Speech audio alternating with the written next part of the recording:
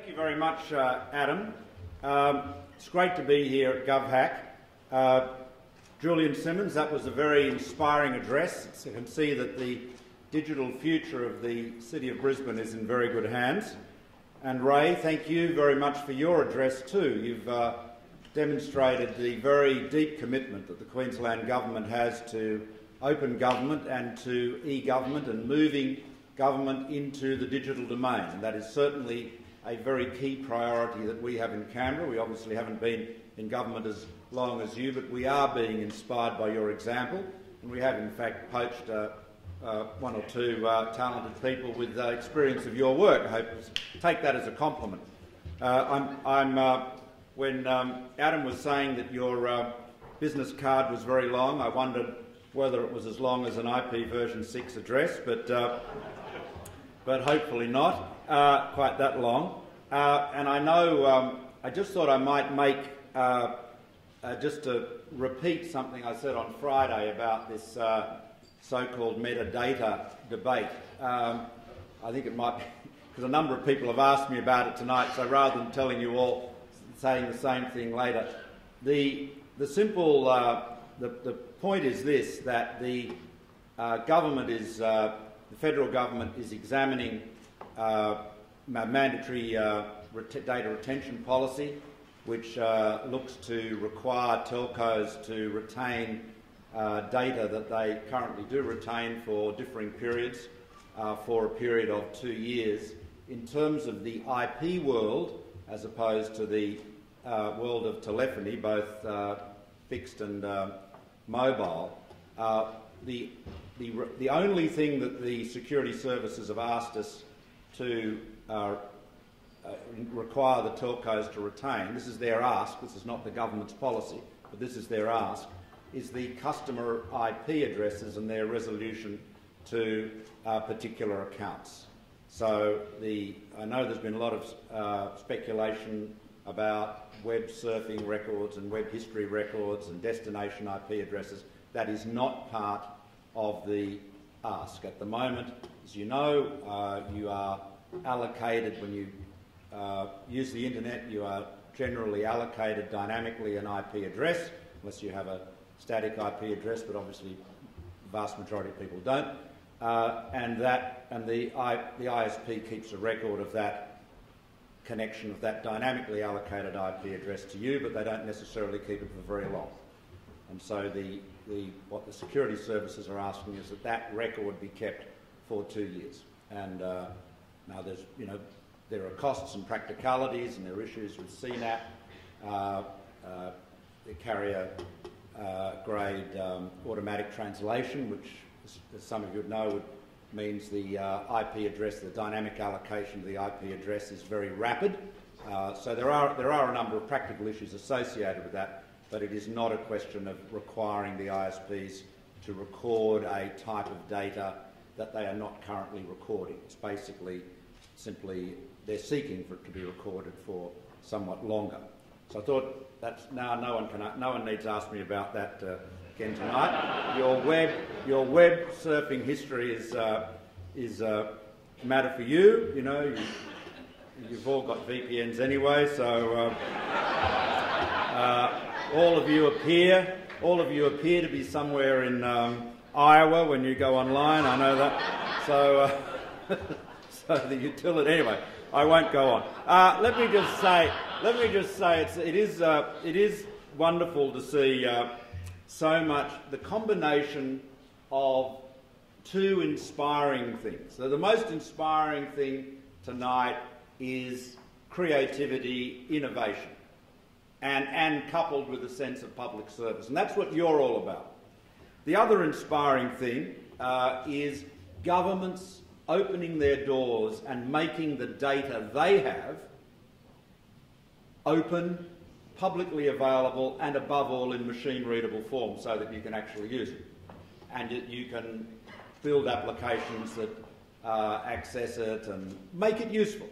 And there are so many profound things that can be done with government data. I mean, the reality is that most of the data in the world today is not collected by governments. I mean, in computing terms, governments are not that big. People think governments are big and important because they levy tax and they've got battleships and planes and aircraft carriers and all that stuff. But the truth is, in computing terms, in transactional terms, government is not that big if you compare it to not being collected by the private sector. And as distinct from the private sector, every piece of information the government collects is collected from the public. It belongs to the public. And the only two criteria, in my view, that should influence governments in not making its data open are, firstly, of course, privacy. So data has to be, if it's to be made available, has to be made available in a form that is appropriately anonymised, and even where it is anonymised, cannot be analysed in a way that will result in someone's personal information being discerned. So there's privacy, and the other obvious issue is national security. But if you think the vast bulk of our data resources don't impinge on either of those factors, if you think about the profound difference that making real-time data on public transport available has made to the utility of public transport, it is extraordinary. You know, if you went back a decade ago and said to any transport economist, what is the key thing to make mass transit work? They would say to you, it has to be sufficiently frequent that you do not need to look at a timetable to determine when you go to the bus stop or the train station or the ferry stop or whatever. And of course, that's fine in very densely settled cities like Hong Kong or New York. It's hard to call in Brisbane or Sydney or Melbourne for that matter. But of course, what that live running time data means is that we know, and those I use it in my own city. In Sydney, I use an application called TripView, but there are numerous imitators, and I've used the applications here when I've been in Brisbane. But the profound change it makes to know exactly when the bus is coming or the train is coming, whether it's 5 minutes early or 5 minutes late. And what that means is that a lot of that inconvenience, a lot of that disincentive to use mass transit is removed. And what did it cost the government? Nothing. It cost the government nothing. And that has been made of a huge change, an increase in functionality, an increase in amenity, and above all, an increase in mass transit patronage, which of course then has its own problems, because then you've got to buy some more trains and build some more railway lines and so forth.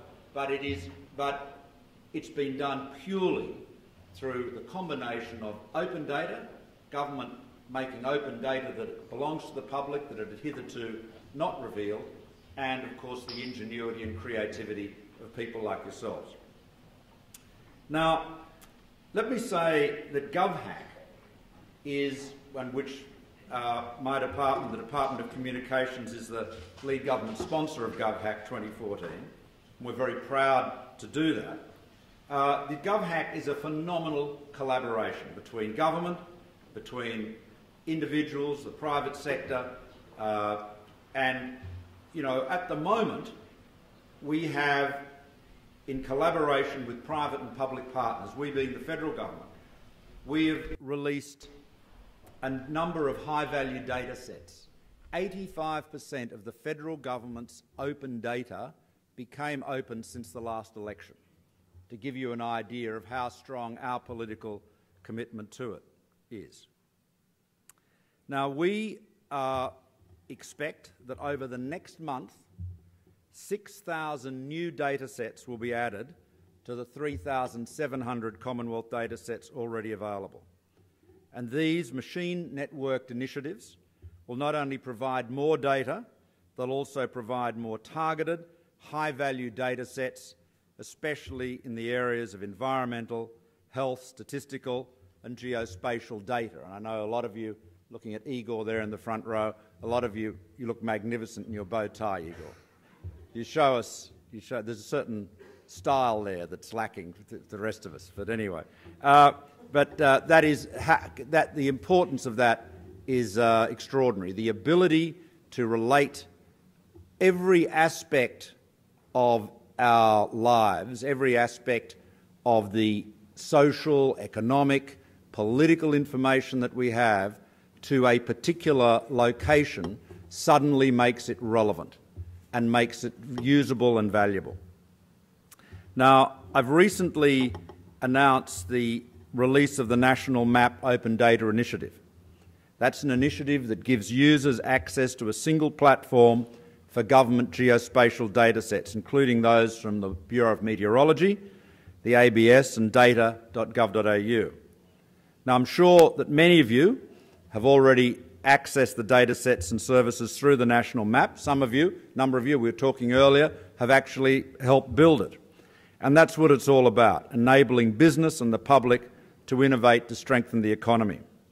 In the first week alone, more than 7,000 users, distinct users, downloaded hundreds of data sets. And I'm excited that through our collaboration with Geoscience Australia and NICTA, we'll release more functionality and more data sets in the coming months. We've also earmarked 22 of the highest value government data sets for release. They'll cover a range of areas including finance, energy and infrastructure, government accountability and geocoded addressing. And I'm confident they'll provide the innovators here tonight with the raw inputs that will enable you to break new ground. My department will also engage with the International Open Data 500 research program this year. This private-public research program will embark on the first detailed study of US companies that use open data, assessing the economic value that has been derived from the data. It's a fantastic opportunity for innovators to generate new business, and I'll look forward to saying more about this later in the year. Let me finish by touching on a few of the data sets that were made available to you during GovHack 2014. The web mapping services for the My Broadband site, which allows Australians to test their local area's internet speeds, are now available through the National Map. Information is provided on a national scale, and users of the data are now able to overlay electoral boundaries or compare broadband speed against population density. This is an excellent example of how we harness data created for policy visualisation requirements to also deliver on our open data agenda. It's interesting, again, indication of our government's commitment to this. For years, forever, people have been talking about broadband being inadequate and it being inadequate, particularly inadequate in particular areas. Nobody had done, prior to the election of the coalition government last year, nobody had ever done the work to actually assess where broadband was good, bad or indifferent. And now we have it plotted down to each precinct. That is a great example of our commitment, and of course that is now all available to all of you. We made available the 2014 budget in machine-readable form, the first time ever. Past GovHacks, of course, have delivered a number of success stories, and the energy rating app, which is being used to help households save money on their power bills, is a really widely praised and deservedly praised example of that. So I want to congratulate all of the participants, and especially all of the winners for this year, from this year's GovHack. As data transforms our lives, optimising, creating efficiencies, informing policy making and creating value, we're presented with just as many questions as the powerful number crunching solves. What is the role of traditional institutions, governments based in Canberra or here in Brisbane, whose historical role was to collect but not always exploit data? And what limit should be placed on government in the way it chooses to collect, store and derive value from data? Will data always deliver the best outcome when it comes to solving our greatest public policy challenges, or do we risk losing that important human element? And while open data makes events such as GovHack possible, it's important to reflect on the human element, the creativity, the imagination, the teamwork. That's all of you. And on that note, I conclude by congratulating this year's participants, and I want to thank the open data community for their fantastic successes over the past year. You are bringing the data that government collects, you're bringing it to life and you're making it relevant. Thank you very much. Congratulations.